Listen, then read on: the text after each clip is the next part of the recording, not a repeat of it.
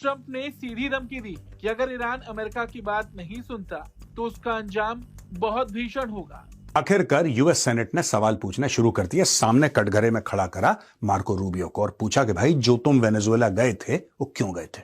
लेकिन इसी तनाव के बीच ईरान के सबसे भरोसेमंद चेहरे अली लारिजानी अचानक भारत पहुंचे।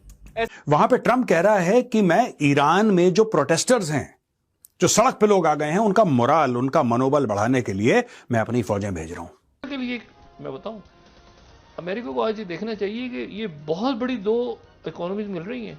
अमेरिका को ये बताना चाहिए कि 3-4 सालों बाद अमेरिका पछता रहा हो। जबकि वेनेजुएला को जस्टिफाई करना पड़ेगा कि भाई हमारा तेल है जो हमारी जमीन से निकला है, वही हमें वापस दे दो प्लीज, हमारी रिक्वेस्ट है। उसके बाद जब वेनेजुएला को अपने डेली के खर्चों के लिए पैसे लेने पड़ेंगे तो वो पैसे लेगा अमेरिका से।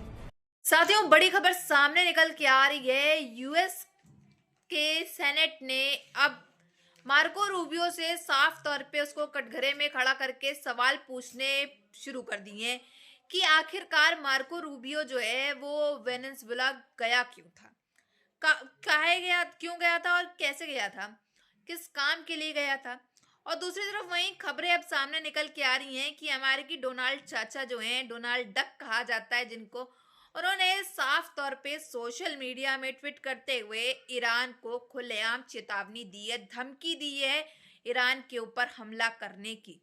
और साफ तौर पे कहा है कि अगर जल्द से जल्द ईरान अमेरिका की बात नहीं मानेगा तो अमेरिका ईरान पे हमला भी कर सकता है।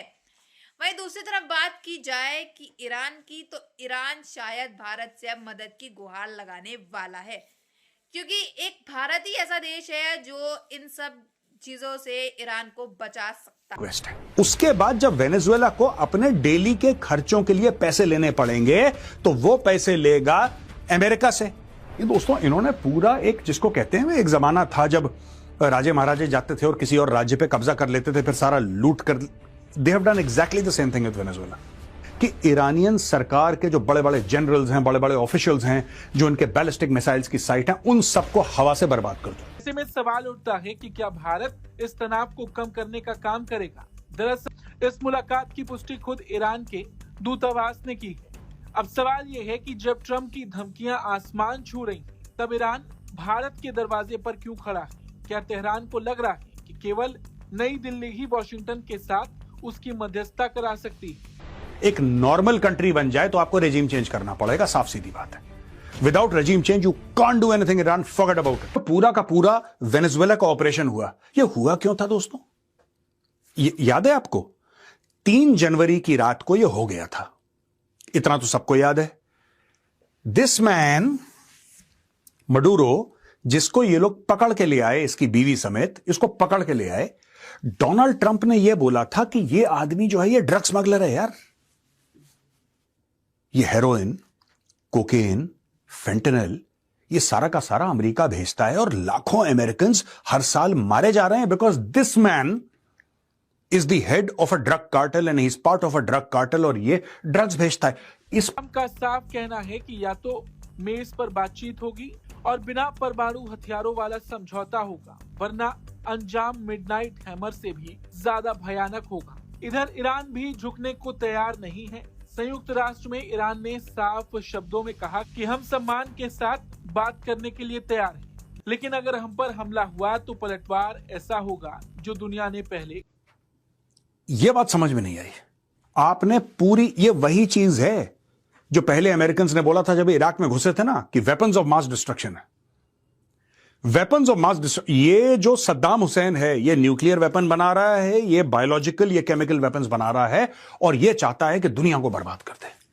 यही चूरन अमेरिका ने बेचा और इसी चूरन के बहाने घुस गए इराक, सब कुछ बर्बाद कर दिया और बर्बाद करने के बाद सद्दाम हुसैन को पकड़ के टांग दिया। ठीक है, वो आदमी बुरा था, कोई नहीं कह रहा कि वो बहुत बड़ा कोई मसीहा था, कभी नहीं देखा होगा। इस बीच अमेरिकी सेंट्रल कमांड ने अपनी एक्टिविटी बढ़ा दी है। मेंशन नहीं है पूरी सेनेट हियरिंग में कि यह बंदा ड्रग्स बेच रहा था। ड्रग्स भूल गए, जिस बहाने वेनेजुएला गए थे वहां के राष्ट्रपति को किडनैप करा, भूल गए। अब बात कर रहे हैं ऑयल मनी, ऑयल, अब तेल की बात हो रही है, नोटों की बात हो रही है। दोस्तों, यह है द न्यूयॉर्क टाइम्स से Rubio says Venezuela will submit monthly budget to White House. ये देखिए साहब, अब वेनेजुएला जो कि एक खुद मुख्तार मुल्क है, $400 मिलियन का ट्रंप को हवाई जहाज दिया था। कतर वही देश है जिसका एयरबेस अमेरिका के अंदर है। भाई साहब, अमेरिका के 750 मिलिट्री बेसिस, 750 मिलिट्री बेसिस हैं अक्रॉस द वर्ल्ड अमेरिका के, और सिर्फ एक मुल्क है जिसकी एयर स्क्वाड्रन, एक एयरफोर्स की जिसकी स्क्वाड्रन है अमेरिकन मेनलैंड में है, that is Qatar. F-15 eagles उन्होंने डाल रखे हैं अमेरिका के बीचों बीच। ट्रंप को खिला दिया, ट्रंप ने खा लिया, कहानी खत्म हो गई। ये देखिए, मैनेज्ड बाय कतर। कोई सेंस है? खाड़ी के इस तनाव को ठंडा कर पाएगा, या फिर ये मुलाकात किसी बड़ी वैश्विक रणनीति का हिस्सा है? ईरान और अमेरिका के बीच छिड़ी इस जुबानी जंग में भारत का ये रोल आने वाले वक्त की सबसे बड़ी खबर बनने वाला है। आपको क्या लगता है, क्या ट्रंप वाकई ईरान पर हमला करेंगे या भारत कोई बीच का रास्ता निकाल? वेनेजुएला, खुद के वेनेजुएला के तेल को बेच के जो पैसे आएंगे वो अमेरिका दे रहा है वेनेजुएला को, जबकि वेनेजुएला को जस्टिफाई करना पड़ेगा कि भाई हमारा तेल है जो हमारी जमीन से निकला है, वही हमें वापस दे दो प्लीज, हमारी रिक्वेस्ट है। ये चीज है दोस्तों। ये हो गया, बीच में कतर को ले आए। यहां पे उन्होंने बोला कि डायरेक्टली जो भी तुम खरीदोगे, तुम यूनाइटेड स्टेट्स से खरीदोगे, तुम और कहीं से नहीं खरीद सकते भाई, तुम्हें यूएस से ही खरीदना है डॉलर का, ठीक है ना। उसके बाद जब वेनेजुएला को अपने डेली के खर्चों के लिए पैसे लेने पड़ेंगे तो वो पैसे लेगा अमेरिका से। अमेरिका उसका बजट पास करेगा और बोलेगा साहब ठीक है, हमें ना ये एक्सरे की 10 मशीन चाहिए। उदाहरण दे रहा हूं आपको क्योंकि यहां पे मेडिसिन और इक्विपमेंट लिखा है, इसलिए मैं, एक्सरे की 10 मशीनें चाहिए। अच्छा, ये मशीन है, फिर वो और कहीं से नहीं ले सकता, जबकि पैसा उसी का है, पैसा वेनेजुएला का है। पर वेनेजुएला के ऊपर अब सर के ऊपर पिस्तौल है कि बेटा अगर एक्सरे मशीन लेनी है तो वो तुमने लेनी है अमेरिका से। ये डोनाल्ड ट्रंप ने पूरा काम कर दिया है। इसका जवाब है भाई के पास, इसने समझा दिया कि क्योंकि वेनेजुएला के ऊपर सैंक्शंस हैं और इसलिए हम फाइनेंशियल ट्रांजैक्शन नहीं कर सकते। फाइनेंशियल ट्रांजैक्शन क्यों नहीं कर सकते भाई? तुम्हें कतर की क्या जरूरत है? तुम तो ये कह रहे हो कि वेनेजुएला जो है वो सारी की सारी इक्विपमेंट और मेडिसिन तो अमेरिका से लेगा, चाहे आप थ्रू कतर ही करवाओ, but the fact of the matter is you are buying and selling from America.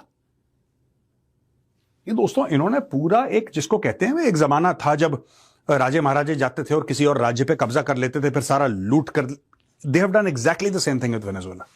किस कारण के लिए गए थे और उन्होंने अपने सवाल जवाब उनके साथ करे, यानी कि अमेरिका में इस चीज के ऊपर क्वेश्चन हो रहा है।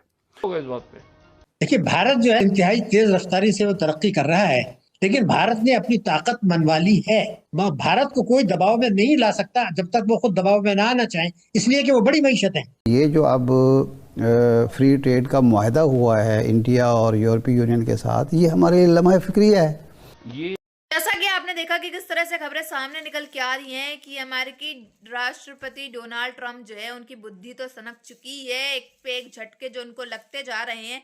ईयू के साथ जो है भारत के ताल्लुकात, संबंध जो है वो बढ़ते चले जा रहे हैं, डील पे डील्स हो रही हैं, ट्रेड पे ट्रेड्स हो रही हैं और अमेरिका को साइडलाइन किया जा रहा है। वहीं वेनेजुएला को लेकर के, ईरान को लेकर के काफी ज्यादा चर्चाएं भी हो रही हैं कि मार्को रूबियो से सवाल करा जा रहा है यूएस के सेनेट के द्वारा कि आखिरकार वो उनको कटघरे में खड़ा कर दिया गया है मार्को रूबियो को, कि और पूछा गया कि आखिर तुम जो है वो वेनेजुएला गए थे, क्यों गए थे, किस वजह से गए थे, क्या बातचीत हुई, क्या किया तुमने।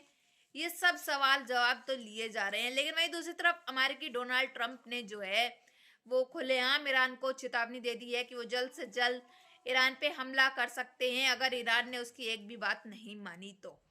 यानी कि अब अमेरिकी डोनाल्ड ट्रंप जो है वो अपने पहले वाले बर्ताव में आ चुके हैं, पहले जैसी हरकतें करना उन्होंने शुरू कर दी हैं। यानी कि डोनाल्ड ट्रंप का जो दिमाग का एक हिस्सा है, एक स्क्रू है, वो पूरा का पूरा गिर चुका है, जिसके बाद से जो है ये सब खबरें सामने निकल के आ रही हैं, क्योंकि ऑब्वियसली पूरा देश भर में कई ऐसे देश जो है वो अमेरिका को साइडलाइन कर चुके हैं।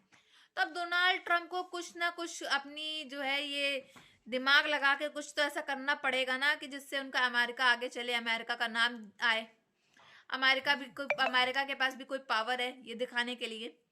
तो ये सब हरकतों पे उतर आया है अमेरिका। बट आप सबकी क्या राय है कमेंट बॉक्स में जरूर बताइएगा। अगर वीडियो अच्छी लगी हो तो like, share and comment and subscribe please.